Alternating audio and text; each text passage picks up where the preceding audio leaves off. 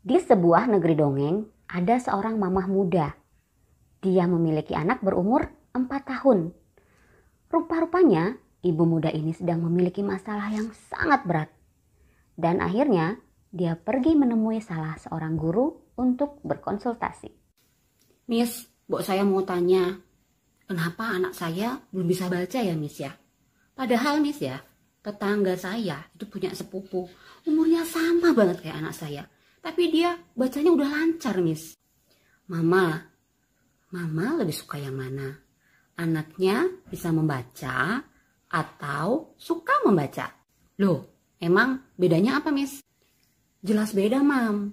Kalau anak bisa membaca, belum tentu dia suka membaca. Tapi kalau dia suka membaca, pasti dia bisa membaca. Dan bahkan dia akan suka membaca seumur hidupnya.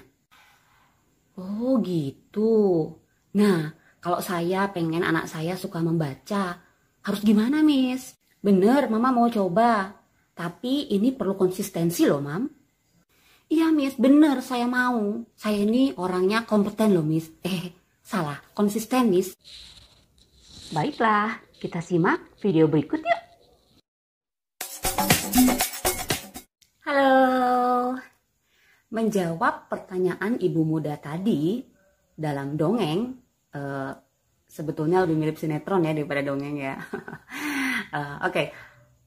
Bagaimana cara membuat anak suka membaca? Izinkan saya untuk sedikit berbagi tentang pengalaman saya bagaimana cara membuat anak lebih suka membaca, yaitu dengan membiasakan read aloud.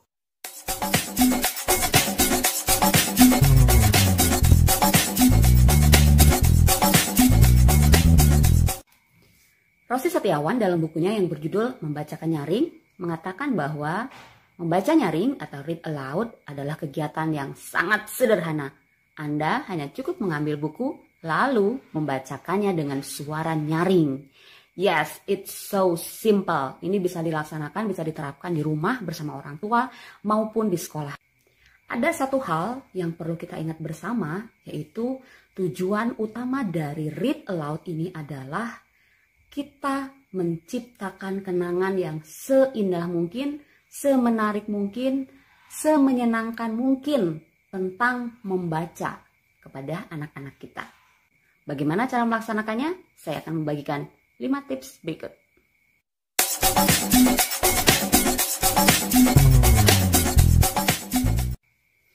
Pilihlah buku yang menarik untuk anak Anda. Ada beberapa orang tua yang bertanya, Miss, ini harus buku cerita nggak? Menurut jawaban saya, tidak. Karena kembali lagi kata kuncinya adalah menarik untuk anak. Ada satu anak saya, murid saya di sekolah yang sangat menyukai luar angkasa.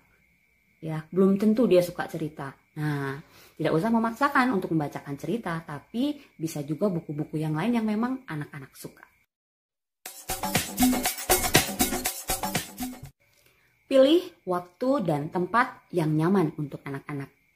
Sebagai orang tua atau sebagai guru tentu kita paham ya kapan anak kita moodnya lagi bagus, atau kalau memang anaknya sedang cranky, sedang rewel, tidak perlu kita paksakan ya, kita cari betul-betul momen yang pas, momen yang baik, kemudian tempat juga kita susun, kita setting sedemikian rupa sehingga anak nyaman untuk dibacakan cerita oleh kita.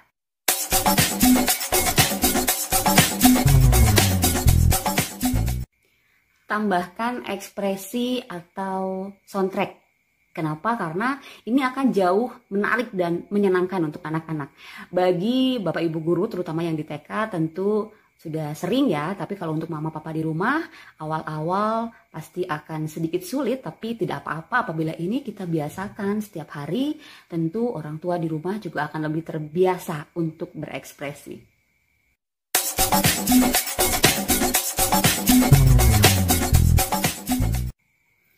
Libatkan anak dalam membaca. Ya, ini yang sering gagal nih dalam prosesnya. Kenapa?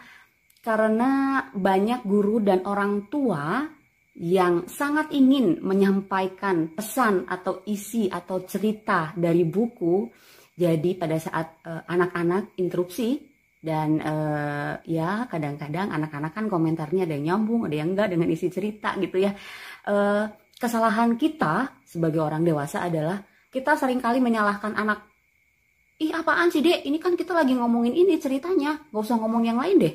Atau mungkin ini kan ceritanya si kambing ini, kenapa kamu jadi ngomongin sapi? Nah, hal-hal yang seperti itu, ingat ya, tujuan utama kita adalah menciptakan kenangan manis. Jadi apapun itu reaksi dari anak, kita arahkan ya, kita tanggapi, kita buat itu menyenangkan. Apabila memang komentar anak terlalu jauh, terlalu melenceng, pelan-pelan kita arahkan lagi ke dalam cerita.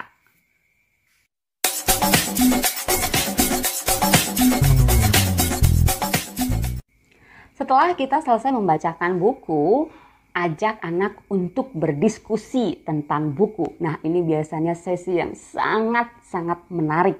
Ya, karena ada beberapa anak yang memang sengaja menyimpan pertanyaan di akhir. Ya, ini akan sangat mudah bagi kita apabila anak bertanya.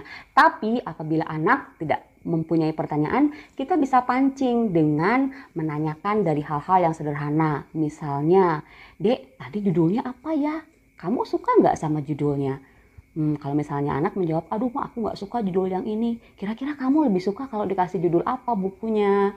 Lalu kita juga bisa mendiskusikan tentang ilustrasinya, kemudian ceritakan juga kepada anak pengarangnya, kemudian untuk lebih mengasah komunikasi dan juga imajinasi anak, kita juga bisa menanyakan alur cerita yang anak-anak inginkan. Ini untuk anak-anak yang usia lebih besar ya, biasanya sudah mulai bisa. Misalnya dalam sebuah cerita, Dek, tadi kan Franklin ngembaliin tuh kamera ke pemiliknya. Kalau kira-kira Franklin nggak ngembaliin, apa yang terjadi ya? Akhirnya gimana ya? Nah, ini bisa jadi sesi yang sangat panjang dan sangat menarik.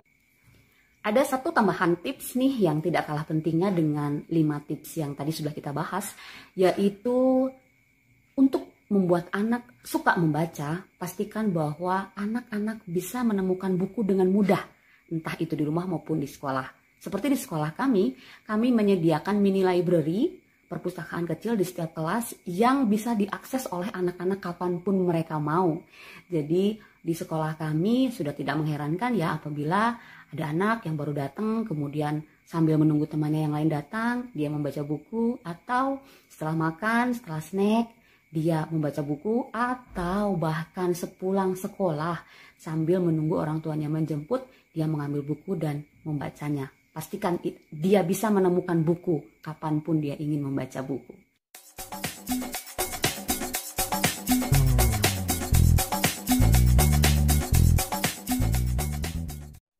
Baiklah Mama, Papa, dan juga Bapak Ibu Guru, selamat mencoba ya.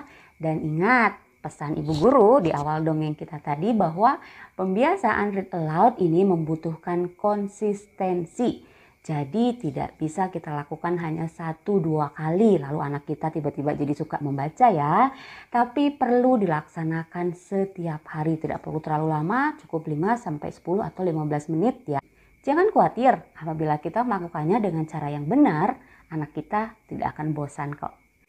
Semoga dengan semakin banyak mama, papa, dan juga bapak ibu guru yang menerapkan pembiasaan ini, anak-anak kita akan lebih suka membaca ya, sehingga Indonesia bisa naik deh rankingnya, jangan nomor 2 dari bawah dalam hal minat membaca. Oke, terima kasih telah menonton video ini. Sampai jumpa.